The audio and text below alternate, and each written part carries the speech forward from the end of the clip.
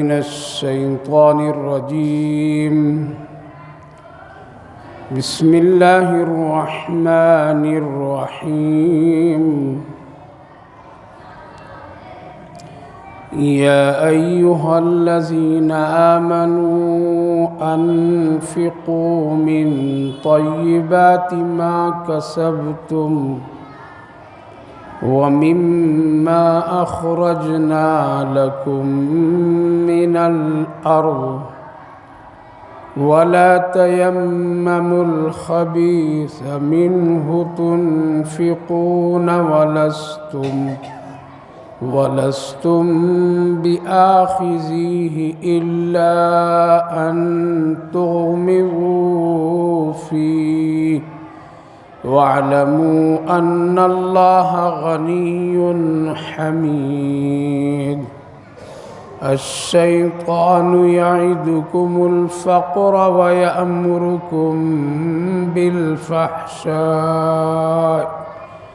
والله يعدكم مغفرة منه وفضلا والله واسع عليم.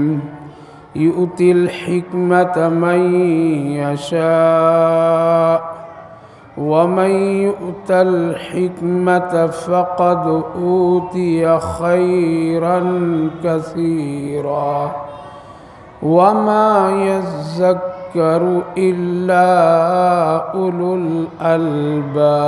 الألباب. صدق الله العظيم. يا أيها الذين آمنوا أنفقوا من طيبات ما كسبتم. ایمان والو خرچ کرو پاکیزہ چیزوں میں سے اپنی کمائی میں. وَمِمَّا خَرَجْنَا لَكُم مِّنَ الْأَرْضِ اور ان چیزوں میں جس کو ہم نے زمین سے تمہارے لیے پیدا کیا.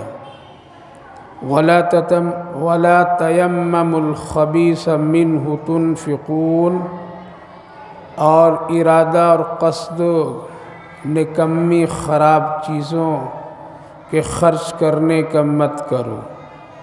ایسی چیز جس کو تم خود لینا پسند نہیں کرتے بلکہ چشم پوشی کرتے. وَاعْلَمُوا أَنَّ اللَّهَ غَنِيٌّ حَمِيدٌ جان لو کہ بے شک اللہ تعالیٰ بے نیاز ہے، تعریف کے لائق ہے. الشیطان یعدکم الفقر ویأمرکم بالفحشاء شیطان تم کو فقر محتاجگی سے ڈراتا ہے اور فحش بے حیائی کاموں کا حکم کرتا ہے، اور اللہ تم کو مغفرت اور اپنے فضل کا وعدہ کرتا ہے. واللہ واسع علیم اور اللہ بہت وسیع ہے، جاننے والا ہے.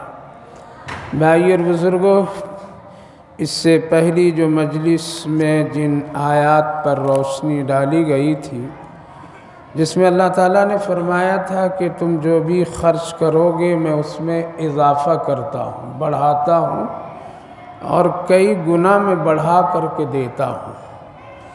اور اس کی مثال اللہ نے ایک دانے کے ذریعے سے دیا تھا کہ جیسے تم ایک دانہ زمین میں ڈالتے ہو، اس دانے سے میں کئی بالیاں پیدا کرتا ہوں اور ہر ایک بالی میں 70 سے زائد دانے پیدا کر دیتا ہوں.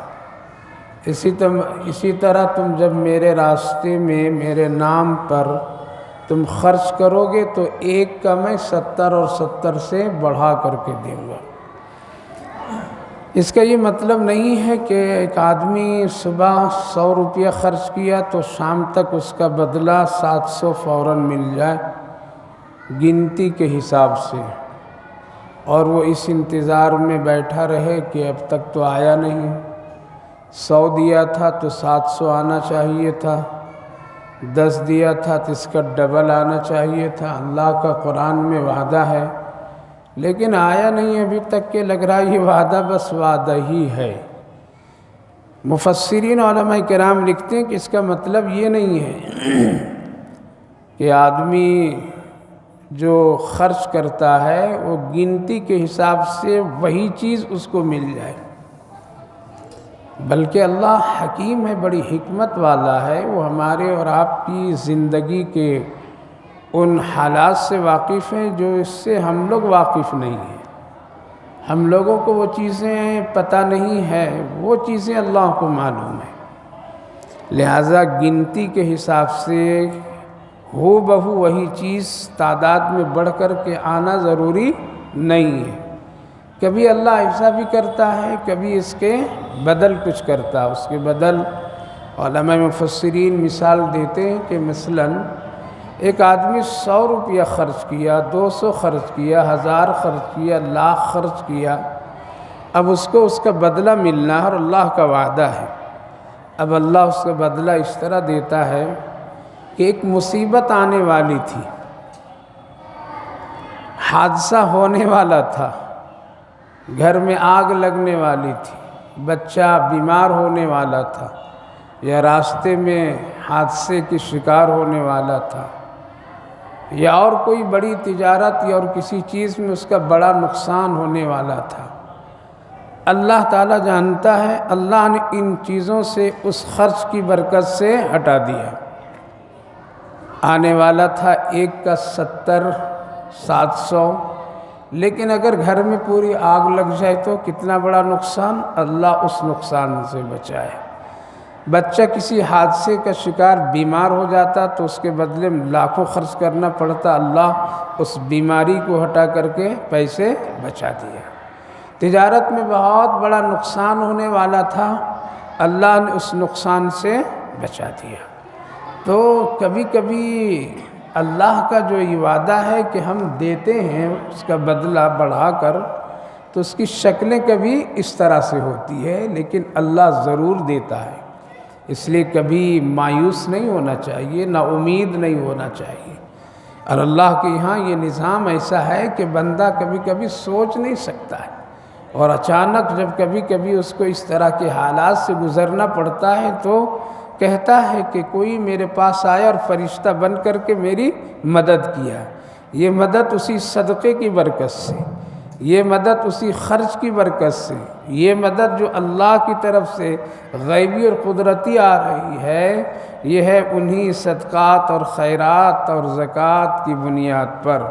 اس لیے اللہ نے ایک مثال دی تھی کہ جس طرح تم ایک دانہ زمین میں ڈالتے ہو اور پھر اس دانے سے میں 7-8 بالیاں پیدا کر دیتا ہوں، اور ہر ایک گیہوں کے بالی میں 70 دانے ہم بناتے ہیں، اسی طرح تمہارے خرچ کیے ہوئے میں برکتیں پھیلا دیتا ہوں، اس کا بدل اس طرح میں دے دیتا ہوں۔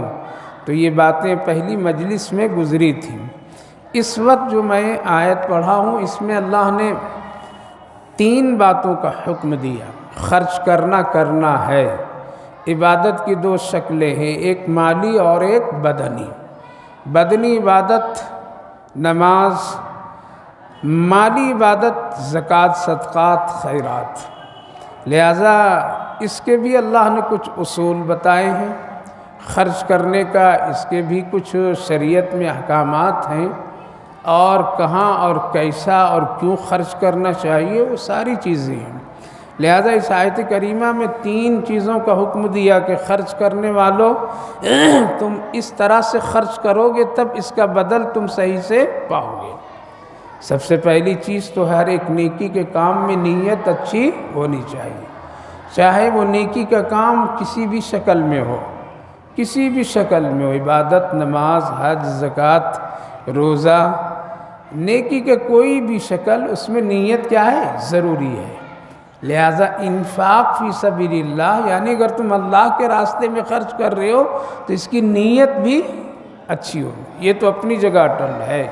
اس لیے ہر ایک کام اور اعمال کے دار و مدار مقبولیت پر نیتوں کا رکھا گیا۔ انما الاعمال بالنیات، تمہاری نیتوں کے مطابق تمہارے اعمال کی ترتیب ہوتی ہے، قبول ہونا یا نہ ہونا، اس کا فائدہ ملنا یا نہیں ملنا، یہ تمہارے اعمال کی بنیاد، نیت کی بنیاد پر ہے۔ تو ہر ایک چیز کے، ہر ایک نیکی کرنے کے لیے ضروری ہے نیت، وہ اپنی جگہ۔ لیکن جو کام کرو وہ کام عبادت ہے تو سنت کے مطابق، اور اگر مالی خرچ ہے تو 3-4 اے ایمان والو تم خرچ کرو جو تم کماتے ہو۔ کماتے مطلب ملازمت کی شکل میں، دکان کی شکل میں، تجارت کی شکل میں، محنت مزدوری کی شکل میں، جو بھی تم کماتے ہو اس میں کچھ خرچ کرو۔ خرچ کرنے کا بھی اللہ نے اس کی مقدار متعین کر دیا، زکوٰۃ کن لوگوں پر کتنا نصاب ہونا تو وہ زکوٰۃ ادا کریں، اور ایک عمومی خرچ ہے کہ ایک آدمی اپنی حیثیت کے مطابق جو مرضی ہے اپنی کمائی میں سے کچھ نہ کچھ خرچ کرتے رہے۔ تو ایک حکم تو یہ ہے کہ تم جو کچھ کماؤ ملازمت کی شکل میں، تجارت کی شکل میں، مزدوری محنت کی شکل میں، لیکن خرچ کرو۔ یہ خرچ کرنا تیرے لیے بہت عافیت کی چیز ہوگی، لہذا ہر حال میں اس کا اہتمام کرنا چاہیے ایک مومن مسلمان کو، جتنا اس سے ہو سکے اپنی حیثیت کے بقدر خرچ کرنا چاہیے۔ یہ ایک نیکی ہے اور ایک بدنی مالی عبادت ہے، اور اس کا جس نے بھی اہتمام کیا ہے اس کا پھل اس کو اچھا ملا ہے، اس میں خیر ہے، اس میں برکت ہے، اس میں رحمت ہے، عافیت ہے۔ تو پہلا حکم یہ ہے کہ جو کچھ تم کماؤ، لیکن وہ کمائی کیا ہو؟ پاکیزہ ہو۔ پاکیزہ کے 2 مطلب، ایک حلال ہو، یا اور وہ خرچ کرنا کیا ہو؟ صحیح ہو، صحیح جگہ پر خرچ کر رہا ہو۔ لہذا طیب مطلب حلال اور سنت کے مطابق کیا ہو؟ خرچ کرو۔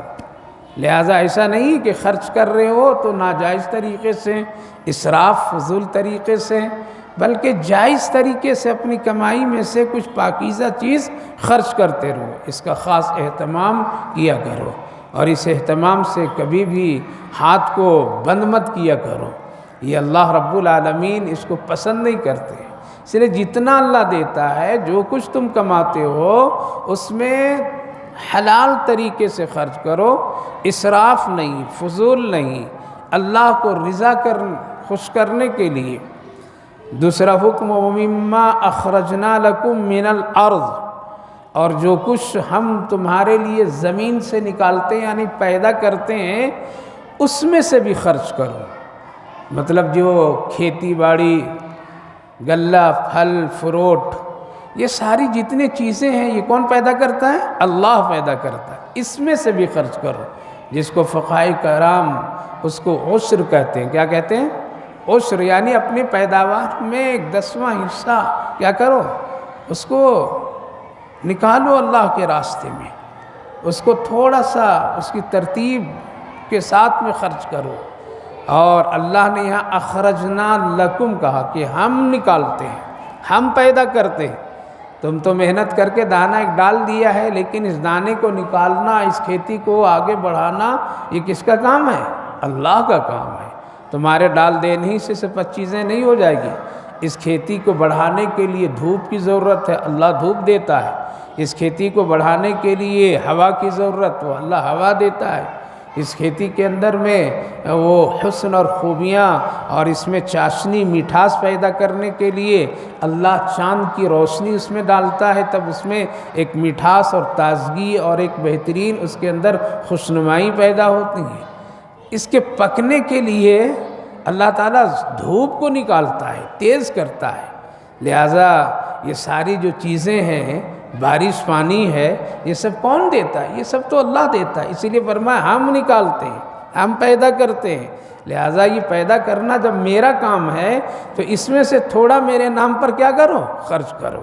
لہٰذا ایک تو چیز ہو گئی کہ جتنے بھی زمین سے پیدا چیز ہوتی ہے اور کوئی مالک ہے، کھیت کا مالک کسان، باغ کا مالک، تو پھل میں بھی اس میں بھی حصہ ہے، کھیتی میں بھی حصہ ہے۔ لہٰذا اس چیز کو بہت ہی اہتمام کے ساتھ میں اس عمل کو کرنا چاہیے، اور جو آدمی اس کو کرتا ہے گویا کہ اپنے کھیت سے پیدا ہونے والی چیز یا اپنے باغ سے پیدا ہونے والے پھل کو کیا کرتا ہے؟ وہ اللہ کا حق ادا کر دیتا ہے، لہذا یہ اللہ کا حق ہے، اس لیے عشر یہ ایک شریعت کے بہت ہی مضبوط حکم ہے، اس سے بڑے بڑے کام نکلتے ہیں، بڑے بڑے دینی ادارے اس سے چلتے ہیں۔ اس لیے کھیتوں سے گیہوں ہو یا چاول ہو یا دال ہو، مسور ہو، چنے ہو، جو بھی ترکاریاں سبزیاں جتنی بھی چیزیں پیدا ہوتی ہے، اور کوئی اس کا اگر مالک ہے تو اس کے لیے ضروری ہے اس میں سے ایک حصہ اللہ کے نام پر نکالنا، کیونکہ اللہ اس میں ساری چیزیں ڈال رہا ہے جو بندہ نہیں کر سکتا۔ دھوپ نہیں لا سکتا، ہوا نہیں لا سکتا ہے، بارش نہیں لا سکتا ہے، چاند کی روشنی کی حسن اور کیفیت اس میں پیدا نہیں کر سکتا ہے۔ لہذا یہ سارا سسٹم کی بنیاد پر میں اللہ فرمائے اس میں تھوڑا میرے نام پر میرے بندوں کو کیا کرو، دو، خرچ کرو۔ یہ ہے وہ عشر جس کو کھیتی سے تعلق ہے، پھل فروٹ سے تعلق ہے۔ جب کوئی بندہ یہ کام کرتا ہے تو حدیث پاک میں اللہ اس کی کاشت کو، اس کے پھل کو، کھیتیوں کو، تمام اس کے حالات پر اللہ ایک خاص نگرانی فرما دیتا ہے۔ نگرانی فرما، فرشتے نگرانی کرتے ہیں تاکہ رات میں کسان تو آرام اور مزے سے سو رہا ہے، کوئی ایسا نہیں کہ کوئی جانور آ کر کے اس کی کھیتیوں کو بگاڑ دے، کھیتیوں کو خراب کر دے، کھیتیوں کو نقصان پہنچا دے۔ تو یہ رات کی تاریکی اور تنہائی میں حفاظت کون؟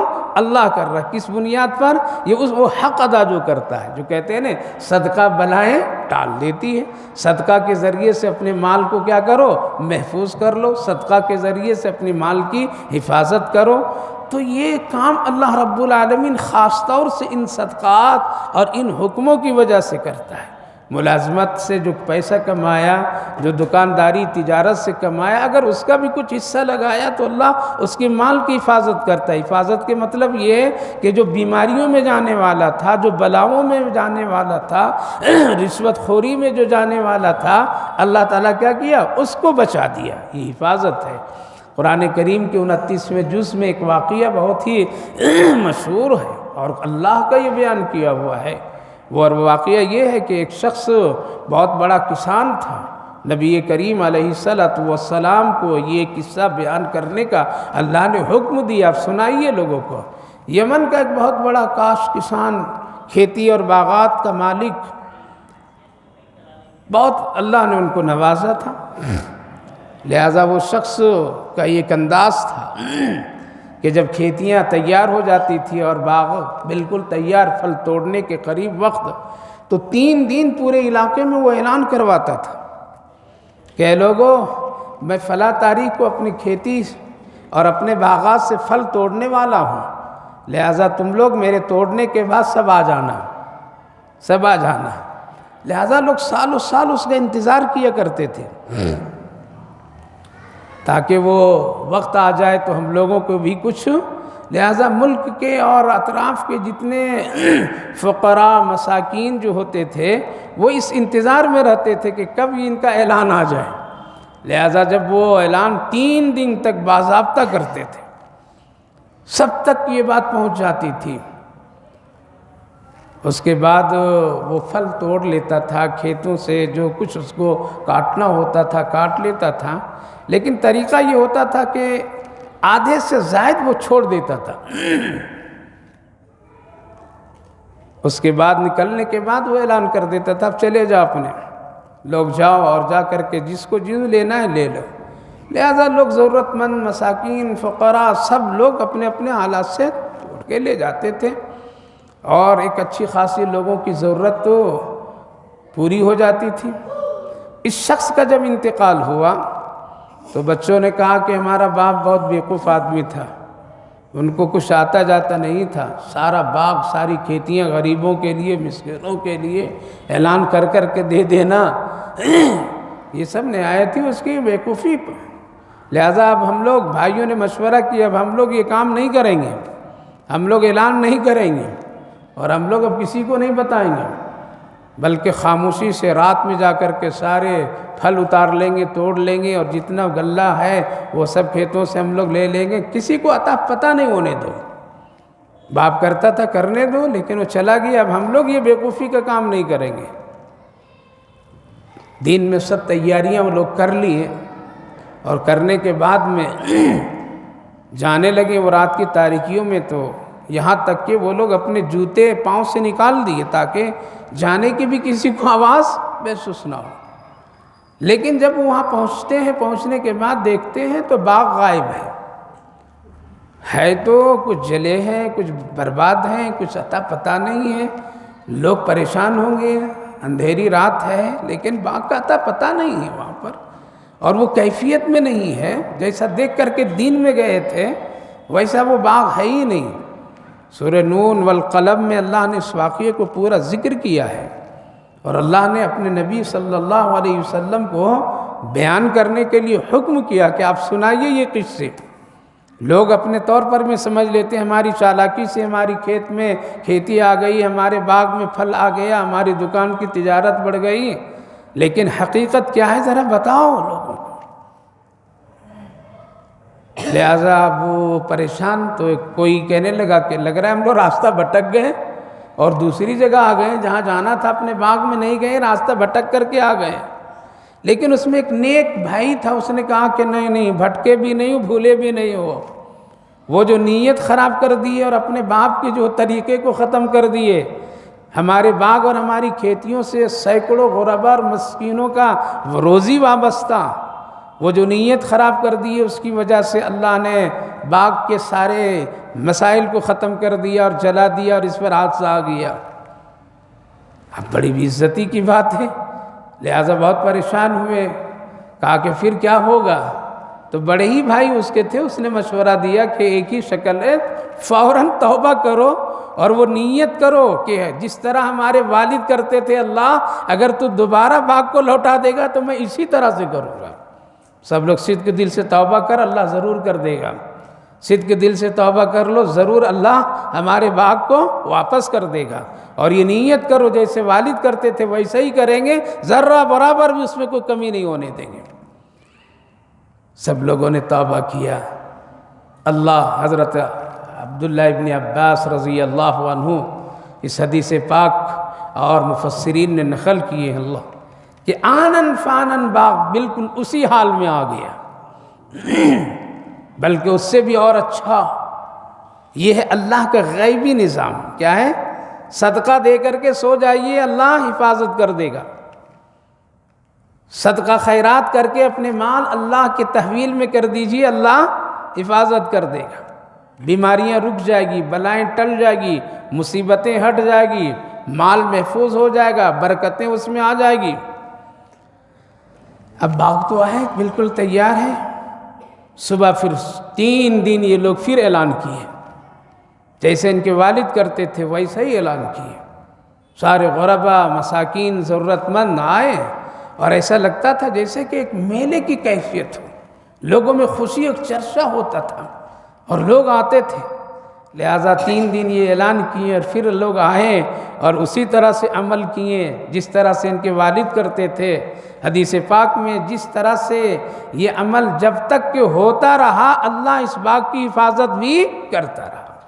تو میرے بھائیو بزرگوں، جو اللہ کا یہ وعدہ ہے کہ تم اپنے اس پیداوار میں سے بھی کچھ خرچ کرو، یہ سب تیرا نہیں ہے، وَمِمَّا أَخْرَجْنَا لَكُمْ۔ اس لیے ہندوستان میں ہمارے اکابرین، بزرگان دین، علماء کی محنت اور نیک لوگوں کی ایسی طبیعتیں اور اس پر عمل کرنے کا آج بھی الحمدللہ رواج ہے۔ اس لیے دارالعلوم دیوبند جا کے دیکھیے، کسان حضرات بالکل اپنے سے آتے ہیں وہ لوگ، اور آ کر کے دارالعلوم دیوبند میں آ کر کے کہتے ہیں کہ 100 بوریاں ہم کو دے دیجئے، ہم لوگ کتنے گلے گیہوں کا جمع کر کے پہنچا دیتے ہیں۔ اس لیے آج بھی الحمدللہ جہاں پر میں ایک دن میں 15-16 کنٹل آٹے پکتے ہیں، 1 روپیہ کا آٹا خریدا نہیں جاتا ہے، سب علاقے کے کسان حضرات گیہوں لا کر کے دارالعلوم دیوبند میں آج بھی اسی عشر کے طریقے سے وہ پہنچاتے رہتے ہیں۔ میرے بھائی بزرگوں، کیوں؟ لوگ جانتے ہیں کہ اس سے بڑا بہت فائدہ ہے، اس سے میں برکت ہے، اس میں خیر ہے، اس کے اندر میں بہت ساری ایسی نفع کی چیزیں ہیں۔ ہم اور آپ یہ سمجھتے ہیں کہ نہ، اس سے کر لیں گے، اس طرح کر لیں گے تو آیا ہوا مال بھی کیا ہو جائے گا؟ چلا جائے گا اور فقیر بن جائیں گے۔ تو دوسرا حکم یہ ہے، پہلا حکم یہ ہے کہ تم خرچ کرو اپنی کمائی میں سے۔ اس لیے کیوں کمائی میں سے خرچ؟ ایک طبقہ انسانوں کا یہ ہے اور دوسرے مذہب وہ کہے لوگوں کا، دہریاؤں کا، اس طرح کا کہ کما رہا ہوں ہم تو دیں گے کیوں دوسروں کو؟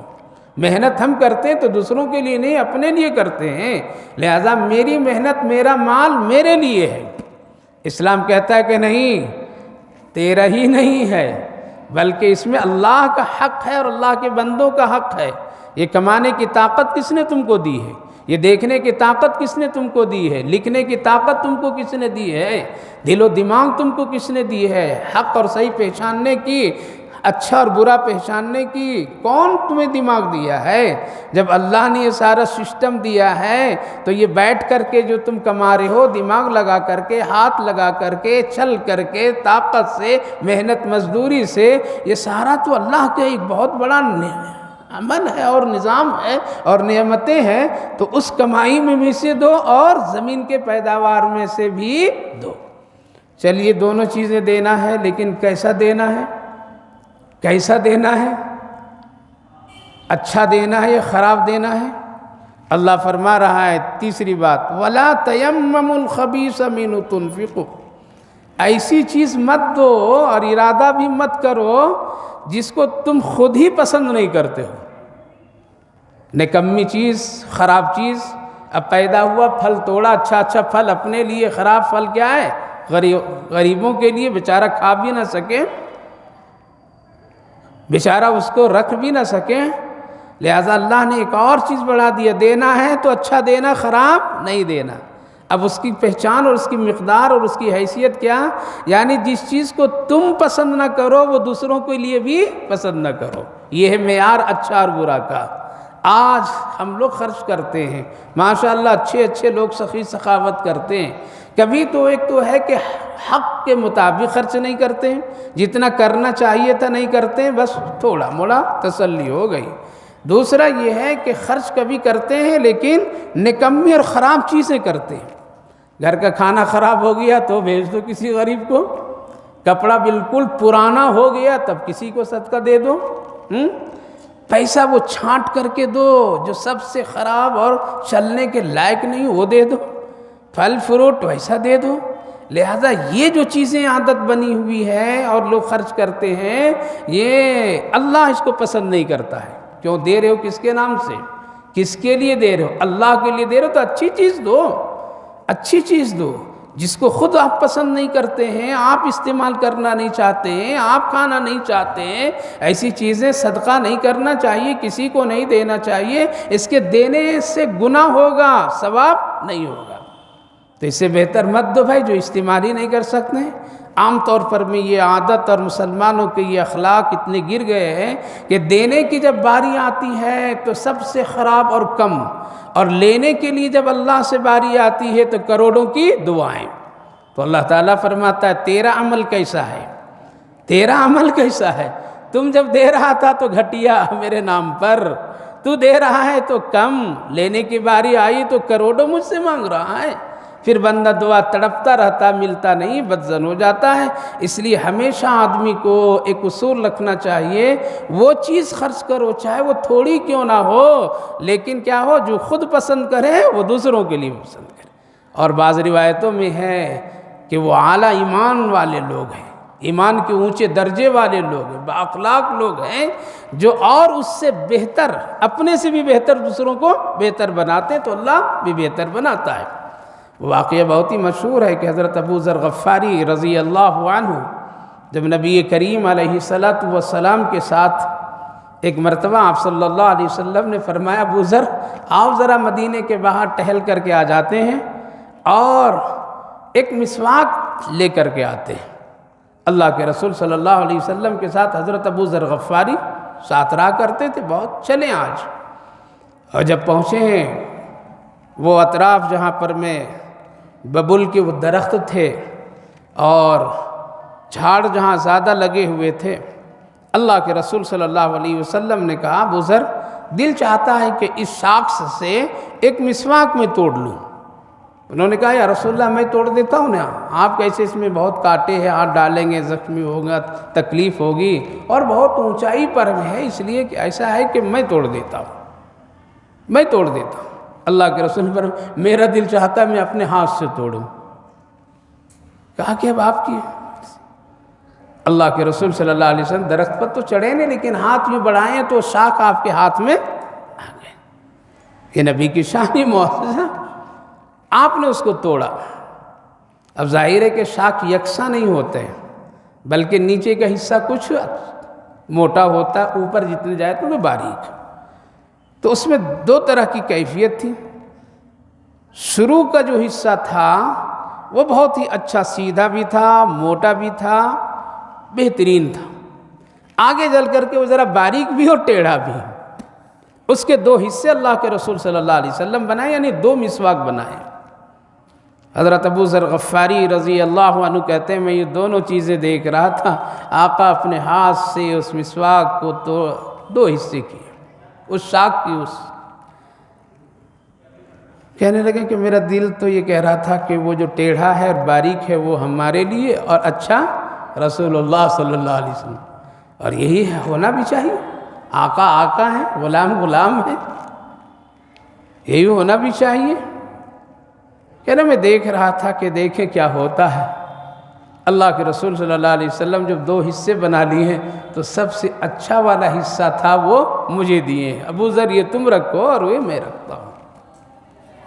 یہ کیا ہوا؟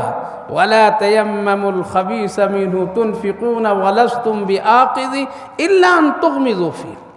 جس چیز سے تم چشم پوشی کرو, خود پسند نہ لینا کرو, وہ دوسروں کے لیے بھی. حضرت ابو ذر غفاری رضی اللہ عنہ کہہ رہے ہیں یا رسول اللہ مجھے وہ دے دیجئے, مجھے وہ دیجئے, آپ یہ رکھیے. کہا کہ نہیں ایسا نہیں محمد کر سکتا ہے. اگر میں ایسا کر لیا تو کل قیامت کے دن اگر اللہ مجھ سے پوچھا تو مجھے جواب دینا مشکل ہو جائے گا, اس لیے تم وہ رکھو. حضرت ابو ذر غفاری رضی اللہ عنہ کہتے ہیں میں تو رکھ لیا لیکن اب دل نہیں چاہ رہا تھا کہ میں اچھا رکھوں, اور رسول اللہ صلی اللہ علیہ وسلم وہ باریک اور ٹیڑھا رکھے.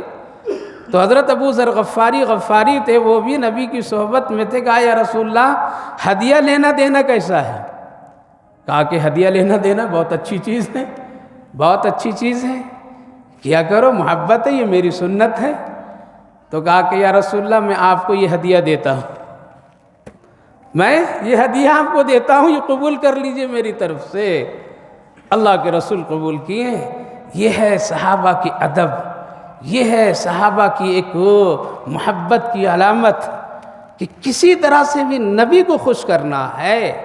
لہٰذا میرے بھائیو بزرگوں اس واقعے سے یہ مجھے بتانا چاہتا ہوں کہ ہمیشہ نیت اگر آپ اچھی رکھیں گے تو اللہ آپ کے ساتھ اچھا کرے گا. نبی کی نیت اچھی تو پھر اللہ دوبارہ وہ چیز نبی کی طرف لوٹایا نہیں لوٹایا. آج ہم لوگ وہ مزاج نہیں رکھتے ہیں, ہماری نیتوں میں کھوٹ ہے, ہمارے عمل میں کھوٹ ہے, ہماری سوچ میں کھوٹ ہے. ہم ہمیشہ چاہتے ہیں کہ اچھا میرے لیے, خراب اس کے لیے. اس لیے جتنے بھی لوگ پیسے چندے وغیرہ میں جو چادروں میں عام طور ڈالتے التے ہیں پیسے, اتنا نکمہ کبھی ڈالتے ہیں کہ وہ قابل استعمال ہی نہیں ہوتا ہے. اور کبھی کبھی لوگ گھر کے وہ زائد چیزیں ایسی ہو جاتی تب وہ کہیں جا کر کے صدقہ خیرات کرتے ہیں, تب جا کر کے کسی کو دیتے لیتے ہیں, تب جا کر کے کبھی وہ نئی چیز میں خیال نہیں آتا ہے, نئی چیز دینے کے لیے کبھی یہ مزاج نہیں ہوتا ہے. وہ سوچتے ہیں کہ نئی چیز صدقہ کو کرے گا, نیا کپڑا کوئی صدقہ کرے گا, نیا کھانا بالکل لے کر کے کوئی فوراً صدقہ کرے گا, بہت کم. اس لیے ہمارا مزاج یہ ہے, مر جائے گا آدمی تو مرنے کے بعد اس کے کپڑے نکالیں گے, مر جائے گا آدمی تب اس کے بچے ہوئے کپڑے کو میں اور اس کی چیزوں کو غربا کو بلا کر کے دیں گے. وہ بھی وہی چیز دیتے ہیں جو وہ خود استعمال نہیں کر سکتے, اور اگر اچھی اور قیمت ہے تو.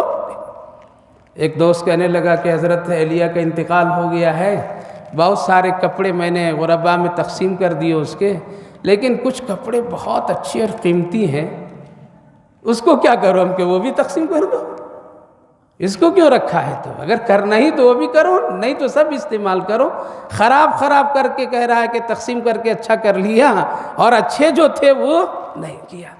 تو میرے بھائیو بزرگوں, ہاں اگر قابل استعمال ہے تو مردوں کے کپڑے خود استعمال کیجئے, اور اگر دینا ہے تو اچھی چیز دیجئے, گھٹیا مت دیجئے. یہ اکابر و اسلاف کا طریقہ نہیں ہے. اور اس کو اللہ پسند نہیں کرتا ہے۔ ہمیشہ کسی کو دینا ہے تو اچھی چیزیں دیا کیجیے، پھل ہو اچھا دیجیے، کھانا ہو اچھا دیجیے، کپڑا ہو تو اچھا دیجیے، اس کے لیے اچھی چیزیں پسند کیجیے، گھٹیا اور خراب نکمی چیزوں کو مت۔ حضرت امام مالک علیہ الرحمہ کو مدینہ طیبہ میں ایک بڑا مالدار امیر شخص نے ایک ہی مرتبہ حضرت امام مالک علیہ الرحمہ کو 360 جوڑے نیا سلا کر کے دے دیتے تھے۔ آپ روز پہنیے اس کو، اس لیے کہ آپ وہ حدیث پاک کی تعلیم دیتے ہیں۔ وہ فرماتے تھے کہ نہیں بھائی ہم کو مت دو، بہت سارے علماء ضرورت مند بیٹھے ہیں۔ کہا کہ دل میرا صرف آپ ہی کو دینے کو چاہتا ہے۔ تو کہا کہ ٹھیک ہے لاؤ۔ اب روز لیتے، ایک ہی مرتبہ 360 جوڑے روزانہ حضرت امام مالک علیہ الرحمہ تہجد سے پہلے غسل کرتے تھے تو ایک جوڑا نیا زیب تن کر لیتے تھے، اور دوسری رات تہجد سے پہلے اتار دیتے تھے۔ روز نیا جوڑا جب ان کے جسم پر لوگ دیکھتے تھے تو لوگ حسد کرنے لگے، ارے نبی کا زمانہ تو ایسا گزرا اور یہ نبی کے ساتھ درس دینے والا ایسا نیا روز۔ جب بات بہت پھیلی تو انہوں نے کہا کہ تجھے کیا خبر ہے، ہم کیا کرتے ہیں؟ میں جو ایک جوڑا روز پہنتا ہوں اور اتارتا ہوں اور روزانہ ایک صدقہ کرتے چلا جاتا ہوں۔ جو بندہ مجھ کو دے رہا ہے میں اس کو ترغیب دیا کہ تم دوسروں کو دے دو، فلاں لوگ ہیں ضرورت مند ان کو، لیکن وہ کہتا ہے نہیں دوں گا تو آپ ہی کو دوں گا، کسی اور کو نہیں دوں گا۔ تو چلو بھائی میں لے کر کے میں ان لوگوں کو کیا کیا، پیش کر دیا۔ پتہ یہ چلا کہ اچھی چیزیں دینے سے اللہ زیادہ خوش ہوتا ہے، اور جیسا دیں گے ویسا ہی بدلہ آئے گا، ویسا ہی بدلہ آئے گا۔ تو اس آیت کریمہ میں 3 حکم دیا گیا۔ پہلا حکم ہے جو کچھ تم کما رہے ہو ملازمت کی شکل میں، تجارت کی شکل میں، محنت مزدوری کی شکل میں، جتنا ممکن ہو سکے تم دو۔ کیوں؟ یہ طاقت، یہ قوت، یہ دیکھنا، یہ ہاتھ کی طاقت، پاؤں کی طاقت، دماغ کی طاقت، یہ سب میرا ہے، اور اس کی وجہ سے تم کما رہا ہے تو کچھ کیا کرو، کرتے رہو۔ اور جو زمین سے تمہارے لیے جو میں پیدا کر کے دیتا ہوں، اور اگر تم باغ کا مالک ہے، کھیت کا مالک ہے، اس سے بھی تم دیتے رہو۔ جو لوگ اس طرح کا عمل کرتے ہیں تو الحمدللہ ان کی تجارت میں بھی برکت، ان کی کھیتی باڑی پھل فروٹ میں بھی برکتیں ہوتی ہے۔ اور تیسرا کام یہ ہے کہ ہمیشہ دوسروں کے لیے بہتر اور اچھا سوچئے تو اللہ آپ کے لیے بھی اچھا اور بہتر سوچے گا۔ جتنا اچھا آپ دیں گے اللہ کے نام پر اتنا ہی اللہ اچھا دے گا۔ تو یہ 3 باتیں، اور آگے فرمائے وَاعْلَمُوا أَنَّ اللَّهَ غَنِيٌّ حَمِيدٌ۔ یہ مت سوچو کہ اللہ کیا ہے، فقیر ہے اس لیے مانگ رہا ہے۔ وَاعْلَمُوا، سن لو، خرچ کرو گے تیرا فائدہ ہوگا، نہیں خرچ کرو گے تو ان اللہ غنی حمید، اللہ بے نیاز ہے تیرے خرچہ کرنے سے، محتاج نہیں، ضرورت مند نہیں ہے۔ حمید وہ بہت ہی تعریف کے لائق ہے۔ ایسا نہیں کہ نہیں دیں گے تو اللہ کا کام نہیں چلے گا، نہیں دیں گے تو اللہ رب العالمین محتاج ہوگا، نہیں، اللہ کا دینا یہ اپنے فائدے کے لیے ہے۔ اسی لیے اللہ تعالیٰ نے قرآن کریم میں جہاں دینے لینے کی بات آئی تو اللہ نے کیا فرمایا، مجھے قرضہ دو، من ذا الذی یقرض اللہ قرضا حسنا، مجھے قرضہ دو۔ قرضہ کیوں کہا گیا؟ اتنا کہہ دیتا اللہ تعالیٰ کہ مجھے دو، ہدیہ دو، تحفہ دو، کچھ دو، لیکن لفظ قرض لایا، لفظ قرض، من ذا الذی یقرض اللہ قرضا، قرض لایا، قرضہ مجھے دو۔ حضرت حکیم الامت مولانا اشرف علی تھانوی علیہ الرحمہ اور دیگر مفسرین کہتے ہیں کہ اللہ نے بڑی عجیب و غریب یہاں تعبیر فرمایا قرضہ کے لفظ لا کر کے۔ اس لیے جب آدمی کوئی قرضہ دیتا ہے تو اس کو یہ امید ہوتی ہے کہ یہ قرضہ لوٹائے گا، لینے والا بھی اس نیت سے لیتا ہے کہ ہم کو لوٹانا ہے، اور دینے والا بھی کیا ہے، دیتا ہے کہ اس سے ہمیں لینا ہے۔ تو قرضے کے مطلب لینا دینا، دینے والا بھی سمجھتا ہے کہ یہ واپس کرے گا، اور لینے والا بھی یہ سوچتا ہے کہ یہ قرضہ ہے، ہم کو ایک دن اس کو واپس کرنا ہے۔ تو اللہ تعالیٰ نے لفظ قرض لایا تاکہ تیرے دماغ میں یہ بات بیٹھی رہے کہ جو تم ہم کو دے رہے ہو یہ قرض ہے، ہم ضرور لوٹائیں گے، میں ضرور لوٹاؤں گا، تم مطمئن رہو۔ دنیا والے تو لے کر کے نہیں لوٹاتے ہیں، لیکن اللہ کے ہاں ایسا نہیں ہے، اسی لیے لفظ قرض کا استعمال کیا تاکہ لوگوں کو سمجھ میں آ جائے، تاکہ لوگوں کو یہ روزمرہ کی زندگی کا معاملات ہے اور وہ بات جلدی سمجھ میں آ جائے گی، اسی لیے لفظ قرض استعمال کر کے اس طرف توجہ دلائے کہ جو کچھ تم دو گے مجھے قرض وہ میں ضرور لوٹاؤں گا، اس لیے اللہ کے خزانے میں کسی چیز کی کمی نہیں ہے۔ تو میرے بھائیو بزرگوں، خرچ کرو گے تو ملے گا، کیا کرو گے؟ ملے گا۔ ان اللہ غنی حمید، اللہ بے نیاز ہے، وہی تعریف کے لائق ہے۔ خرچ کرنے سے کون روکتا ہے؟ شیطان۔ کون روکتا ہے؟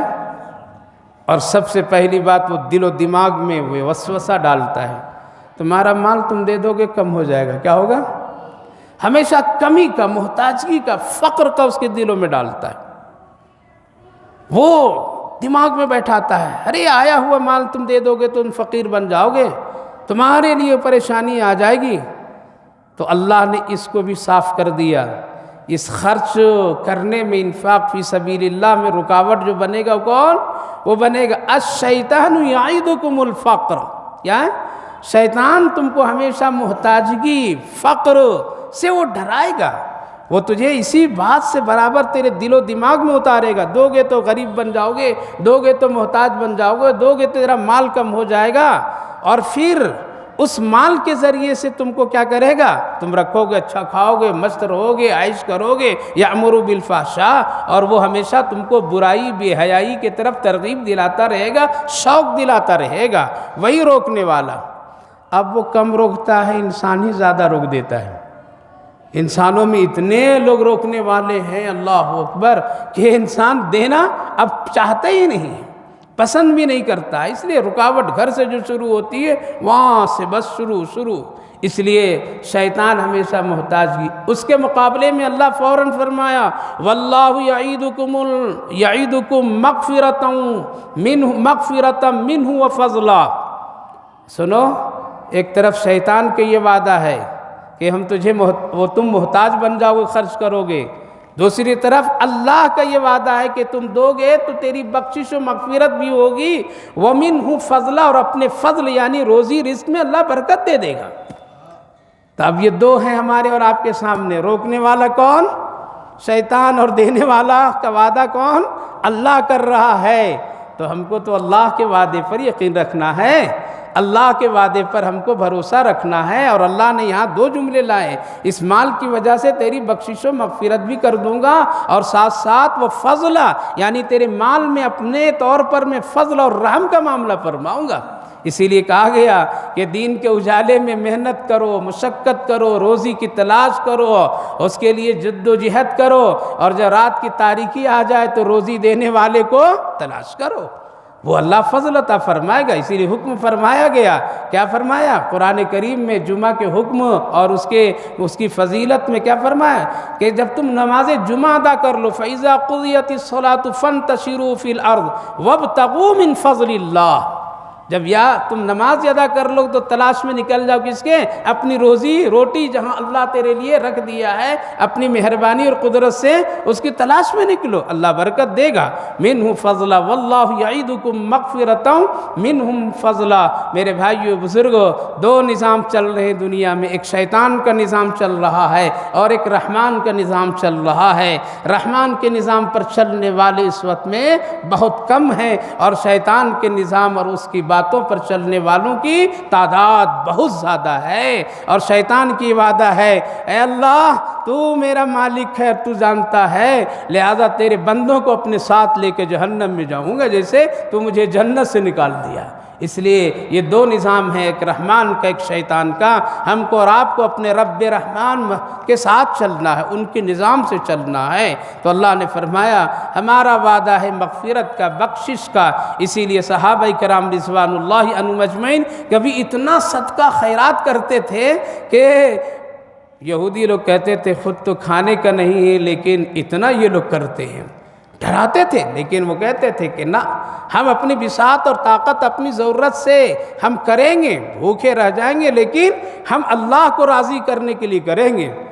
بس آخری بات، واقعہ وہ تو بہت مشہور ہے جب یہ آیت کریمہ نازل ہوئی تھی وَمِنَ النَّاسِ مَن يَشْتَرِي نَفْسَهُ ابْتِغَاءَ مَرْضَاتِ اللَّهِ، جب نبی کی خدمت میں ایک مہمان آیا رات میں عشاء کے وقت، اور آپ نے کھانے کے لیے گھر میں تلاش کیا تو کچھ نہیں ملا، آپ بہت بے چین بے قرار تھے، تو ایک صحابی آئے اور آ کر کہا رسول اللہ اپنا مہمان مجھے دے دیجئے، میں اس کی مہمان نوازی کروں۔ غالباً حضرت جابر بن عبداللہ رضی اللہ عنہ، کہا کہ ٹھیک ہے لے جاؤ۔ اب لے گئے اپنے گھر میں، کھانا مختصر ہے ان کے گھر میں، لیکن انہوں نے کہا کہ مہمان کو پیٹ بھر کھلانا ہے مجھے آج، اس لیے بیوی تو بھی بھوکی ایک رات رہ جائے، ہم بھی بھوکا ایک رات رہ جائیں گے، کیا بگڑتا ہے ایک رات، کھلا دو پورا کھانا آج مہمان کو۔ بیوی نے کہا کہ ہاں پورا کھلا دیجیے، لیکن عرب کا اور مدینے کا دستور تھا مہمان کے ساتھ میزبان کا بھی کھانا ضروری، اگر میزبان نہ کھائے تو مہمان کی توہین سمجھی جاتی تھی۔ تو ایک مسئلہ ہے کہ اگر آپ بھی کھائیں گے تو کھانا تو تھوڑا ہی پیٹ بھر کے کھائے گا نہیں، یہ بھوکا رہ جائے گا مسافر مہمان۔ تو بیوی ہی نے کہا کہ اچھا ٹھیک ہے میں ایک تدبیر کرتی ہوں کہ عین کھانے کے وقت میں چراغ بجھا دیتی ہوں، آپ کہیے گا چراغ جلا اور میں کہوں گی کہ تیل ابھی انتظام کر رہی ہوں۔ کیا خوبصورت، ایسا کام کرو کبھی، دیکھو اللہ راضی ہوتا ہے یا نہیں ہوتا ہے۔ ہم لوگ تو بدماشیوں کے کام میں لگ گئے ہیں، ہمارے بچے بدماشیوں کے کام میں لگ گئے ہیں، فراڈ اور دھوکے کے کام میں لگ گئے ہیں۔ ایسا مذاق اور ایسا انداز کا بھی آج ایمان والا اللہ کو راضی کرنے کے لیے اتنا چھوٹا سا بھی کام کرے گا اخلاص سے تو اللہ راضی ہو جائے گا۔ اس لیے ہم تو بدماش، شرارت، اس کے عادی ہم لوگ بن گئے، ہمارے بچے بن گئے، ہمارے لوگ بن گئے، ہم اس میں تماشے بازی کرنے میں لگ گئے، اللہ کو راضی کرنے میں نہیں ہیں۔ مرنے کے بعد پتہ چلے گا قبلے کے طرف منہ رہا یا قبلے سے پلٹ گیا۔ ٹھیک ہے ایسا ہی کرو۔ عین وقت میں چراغ بجھا دیتی ہے بیوی۔ اب تو عورتیں تو کھلانا پسند ہی نہیں کرتی مہمان کو،